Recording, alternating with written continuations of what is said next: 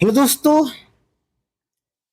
आज हम आपके लिए लेकर आए हैं उर्ज रिएक्शन। उर्ज रिएक्शन क्या होते हैं, ऐसे मैकेनिज्म होता है उसका, रिएक्शन कैसे कंप्लीट होती है, आज इसके बारे में हम समझने वाले हैं। ठीक है, तो देखते हैं उर्ज रिएक्शन क्या होता है। सबसे पहले देखिए, जो उर्ज रिएक्शन में लिखता हूं होता क्या है, ये आपका, इसे क्या कहेंगे, आर एक्स। आर एक्स क्या होता है, एल्काइल हाइलाइड को सोडियम के साथ रिएक्ट करा जा रहा है, तो हम यहाँ पर दो दो मॉलिक्यूल लेंगे। अल्काइल हाइलाइड और सोडियम के दो दो मॉलिक्यूल्स आपस में रिएक्ट करेंगे। ठीक है, और ये रिएक्ट कर, तो यहाँ पर आपका बन जाएगा एल्केन। क्या बन जाएगा, एल्केन और सोडियम हाइलाइड बनता है। और ये रिएक्शन होता है in the presence of dry ether. यहाँ पर ये क्या बना भाई, एल्केन। ठीक, दैट मीन्स ये कह सकते हैं ये जो ओर्ज रिएक्शन है, ये एल्काइल हाइलाइड से एल्केन में कन्वर्ट करने का एक मेथड है, एक प्रोसेस है। ठीक है, और जब यहाँ पर ड्राई ईथर लगा हुआ है, तो ड्राई ईथर एक एज सॉल्वेंट की तरह यहाँ पर ये वर्क करता है। और जब भी ड्राई ईथर यहाँ पर यूज होगा, तो वह आपका देगा फ्री रेडिकल मैकेनिज्म। ठीक, अगर इसकी मैकेनिज्म हम करेंगे, तो वह मैकेनिज्म फ्री रेडिकल्स में होती है। बात समझ में आ गया, ये आपकी एल्काइल हाइलाइड है, और एल्काइल हाइलाइड को जब हम सोडियम के साथ रिएक्ट कराएंगे in the presence of dry ether, तो हमें क्या मिलेगा, एल्केन। एक एग्जांपल देखते हैं, एग्जांपल के बाद हम मैकेनिज्म की तरफ चलेंगे। जैसे कि CH3Cl को यदि हम सोडियम के साथ कराया जाए, तो क्योंकि सोडियम हमारे यहाँ पर दो मॉलिक्यूल होगा, तो और एल्काइल हाइलाइड यानी कि CH3Cl भी दो मॉलिक्यूल ले लेंगे।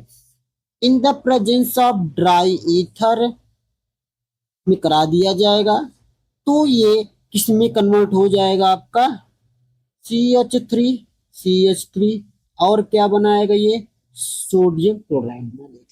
ये क्या बन गया आपका, एल्केन।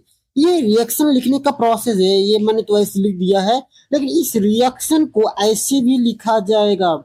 CH3Cl यदि सोडियम लिखा गया है in the presence of dry ether, तो समझ जाइए ये ओर्ज रिएक्शन है।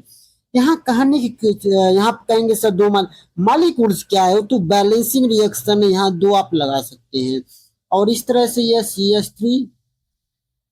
CH3 में कन्वर्ट हो जाएगा, या इसी को C2H6 राइट कर सकते हैं, जिसका नाम है क्या, एथेन। और यहाँ पर बन जाएगा सोडियम क्लोराइड। बात समझ में आई? आई होप इतनी बात तो आपको समझ में आ गई होगी कि जब एल्काइल हाइलाइड को सोडियम के साथ in the presence of dry ether के प्रेजेंस में रिएक्ट कराया जाएगा, तो ये क्या बनेगा, आपका एल्केन में कन्वर्ट हो जाता है। बात समझ में?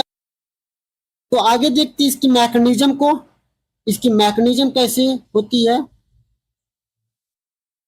इसकी मैकेनिज्म थोड़ा देख लेते हैं। ठीक है, मैकेनिज्म में क्या है कि सबसे पहले जो सोडियम है, ये मेटल है आपका, ये इलेक्ट्रॉन को डोनेट करेगा।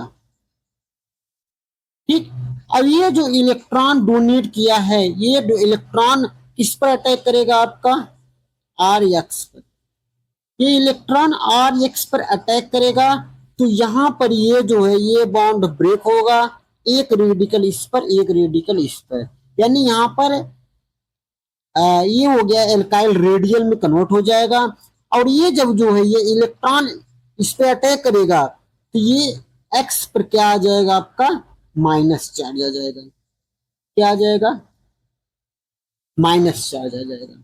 अब ये जो आर रेडिकल देख रहे हैं, ये दो आर रेडिकल आपस में मिलकर क्या बना लेंगे, एल्केन बनाएंगे।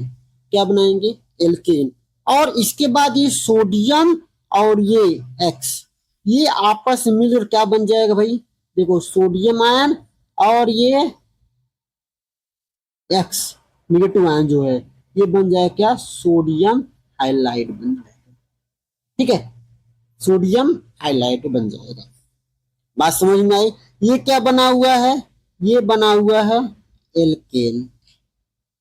ये इसकी मैकेनिज्म है, सिंपल सा मैकेनिज्म है। जैसे एग्जांपल देख लेते हैं इसका मैकेनिज्म का, हम इस इसके मैकेनिज्म का एग्जांपल भी देख लेते हैं। जैसे कि आपके पास है CH3Cl प्लस, इसे हम सोडियम के साथ रिएक्ट करा दिए तो रिएक्शन हो गया क्या आपका? C2H6 और NaCl। तो इसकी जो मैकेनिज्म होगी, इसकी मैकेनिज्म देख लेते हैं। तो मैकेनिज्म में सबसे पहले सेम चीज लिखना होता है। सोडियम आपका एक इलेक्ट्रॉन डोनेट करेगा, उस इलेक्ट्रॉन को हम CH3Cl पे अटैक करा देंगे तो ये बॉन्ड ब्रेक हो जाएगा, CH3 रेडिकल और Cl माइनस बन जाएगा। और ये CH3 रेडिकल जो है आपस में क्या होंगे? एक इलेक्ट्रॉन और एक इलेक्ट्रॉन ये मिलकर एक बॉन्ड बनाएंगे और CH3 के बीच में एक बॉन्ड बन जाएगा। ठीक है, और इसके बाद यहाँ पर जो सोडियम आयन है, क्लोरीन आयन है, ये आपस में मिलकर NaCl बना लेंगे। तो आई होप कि आपको यह मैकेनिज्म भी समझ में आया होगा। कुछ चीजें और भी हैं, इसके बारे में थोड़ा सा डिटेलिंग जान लेते हैं। सबसे पहले ये जान लीजिए कि पॉइंट वाइज कर लेते हैं। इसमें does not form methane, methane की फॉर्मेशन नहीं होगी। Only okay only symmetrical alkane और फॉर्म्ड। ओनली सिमेट्रिकल एल्केन जो होंगे वही फॉर्म होंगे। ठीक है, जो unsymmetrical alkane does not form by this reaction. ठीक, last tertiary alkane does not